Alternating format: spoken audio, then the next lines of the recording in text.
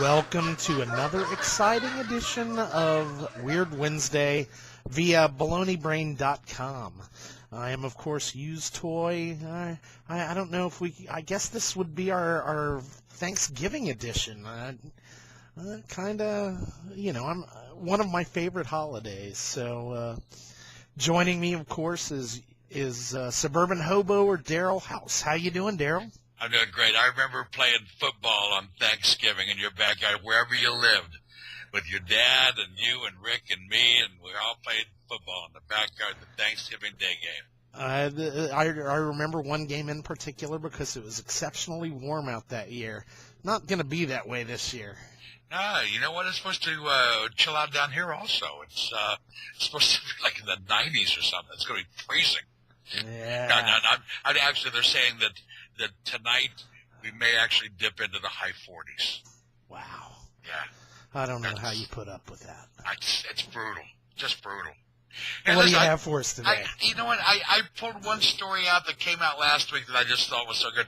We had a number of stories over this past year about food thefts. You know, there's one in California where they stole a bunch of beans or something. I don't remember what it was, but they stole like a truckload of something crazy. Well, this story came out.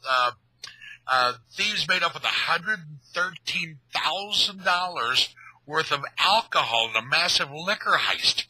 The ever-growing list of food capers continues, this time with 113 grand stolen liquor, according to Grub Street. The booze burglars, I love that. The booze burglars made off with over 13, I'm going to round these off. These are too specific. More than 1,300 one-liter bottles of Gordon's Gin, over 971 milliliter and what I don't know what the hell that means. 125 milliliter bottles of Bailey's, 744-liter bottles of Bell's whiskey, and 540 one-liter bottles of Smirnoff. The alcohol was supposed to be sold at duty-free liquor stores in Manchester Airport, wherever this is, I don't know. However, the bottles were, I think it's in England. They were stolen from a transport yard in England, and they're probably destined for the black market. You think? I'm guessing so. That's a lot of Since you've got an England alcohol story, I have an England alcohol story. We're going to go quid pro quo all day today? I believe so. Okay. Luke Harding had a night he'll never forget. This guy is a 19-year-old sheet metal worker, and he goes out, starts having some drinks in England. He had been using his passport as an ID. So at some point about 4 a.m, he's 3 sheets to the wind, and he notices, I got my passport with me. So he'd remembered something here. He'd heard about cheap flights to Paris. So he ends up having a few more drinks, booking a flight at 6 a.m., and the next thing he knows, he's waking up in a public toilet at Charles de Gaulle Airport.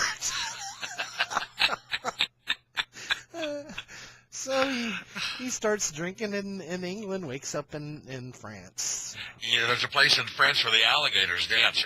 One wouldn't dance, so they kicked him in the pants. Well, when I was not the kinder, gentler John that you see before you now, my brother and I at one time went to a party in southwestern Ohio, and we woke up in Indiana with no car. So I love the story.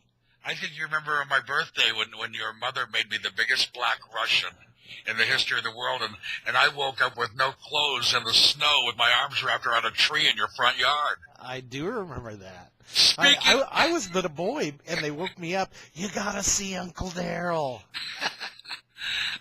You know what? I think there was a full bottle of vodka, a full bottle of Kahlua, and one of those big snifters like piano bar guys put their tips up, ladies and gentlemen. And I drank it. I didn't even share. I drank it. And I think the alcohol raised my body temperature to just short of being legally dead. I remember they got me dressed at one point, and they left the room, and I took all my clothes off, went out and laid in the snow again. It was brutal. It was not good. But speaking of naked guys, we've had our naked guy stories over this past year. This one kind of cracked me up. A man who said he was walking from Columbus, Georgia to Miami. That's a fur piece to walk. That's a fur piece. He was arrested after he was seen strolling naked along the highway. Authorities found John Eric Meyer near the intersection of Main Street and U.S. Highway 1. This is back on November 11th, after they responded to reports of a naked, suspicious person walking south on the sidewalk. Naked suspicious or suspicious naked? Do you suppose it makes a difference? I don't think it makes a difference. I don't know. The 22-year-old man was found naked sitting on a concrete curb. You don't do that up north when it's cold. Meyer seemed confused when talking to police, but said he was on his way to Miami. Meyer then told police he had taken off his clothes while he was walking on the sidewalk. The officer smelled a slight odor of alcohol. We don't really know if he has an attorney representing him yet or not. Well, if we're going quid pro quo, I have Brian Hounslow, alleged Walmart masturbator, caught on tape by angry Beth Davis. Saw the story. She walks into the Walmart bathroom, according to KJRH, and found a guy in the women's bathroom with the pants down around his ankles. Apparently, according to the Huffington Post, I guess he was fluffing his privates. He was rolling back more than low prices, if you know what I mean. So he was. Nobody came to help her when she yelled for help, so she whipped out her cell phone and took video of the guy, and he later was arrested. So, and she's putting it on porn sites and making a fortune. Either that or it was no big thing, I guess. I don't know. Well, she wished she had her stun gun, because she was going to take matters into her own hands. This is just getting worse by the minute. So, hey, speaking of that, you remember the story last week about the kid that lost the bet and had to staple? Yes. Well, they originally took down the video, but just in case anybody's interested, the video's back. So. Not interested. It makes my knees slap together again. I didn't watch it. I just said in case anybody was interested. Well, listen, it is the season, and I went to the Bleach this past weekend by the beautiful sea, and I'm getting ready to start my fat ho guy here in the next week or so. But the story came over this morning, and I think we have a picture of it here. One Yuletide event landed on at least one New York Police Department officer's naughty list. His name is Lieutenant John Kochi. It could be worse. Sent out a letter to 30 bars in Midtown and Hell's Kitchen, asking them not to take part in this year's SantaCon bar crawl. Last year, thousands of people came to the event dressed as Saint Nick and other holiday characters, and they brought trouble with them. Having thousands of intoxicated partygoers roam the streets, urinating, littering, vomiting, vandalizing, will not be tolerated in our neighborhood, wrote the lieutenant. It's my recommendation you do not sponsor this event in any way.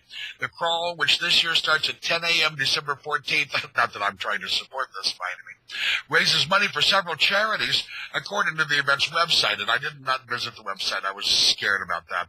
The starting point is revealed on the eve of the event, and merrymakers are given the crawl's route throughout the day via social media.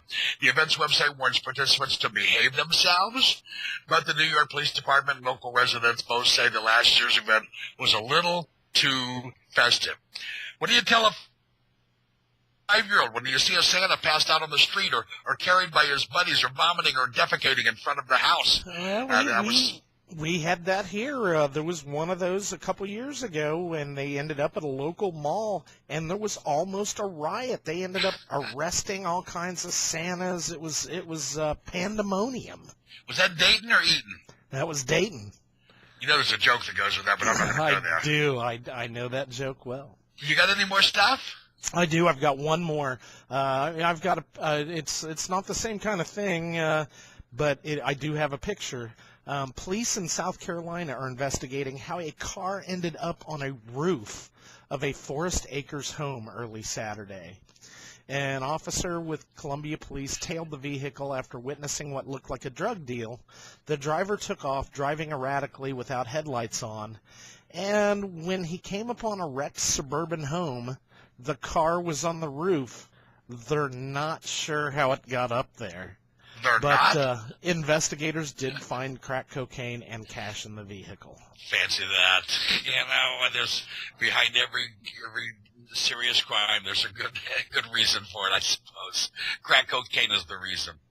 Well, listen, folks, have a great week. Have a great Thanksgiving. Thanks for joining us here at Baloney Brain all the time. I haven't mentioned it in a couple of weeks. We welcome your stories, your story ideas. If you see something that you think we'd like to see us report on Weird Wednesday, by all means, either go to the sidebar, send us a comment, or catch us on Facebook. What do you want to say about, John? Yeah, happy Thanksgiving to you and yours, and happy Thanksgiving to everybody out there. Thanks for supporting Baloney Brain. We gather together to ask the Lord's blessing. Over the river and through the woods to Grandma's house we go. Bye-bye, everybody.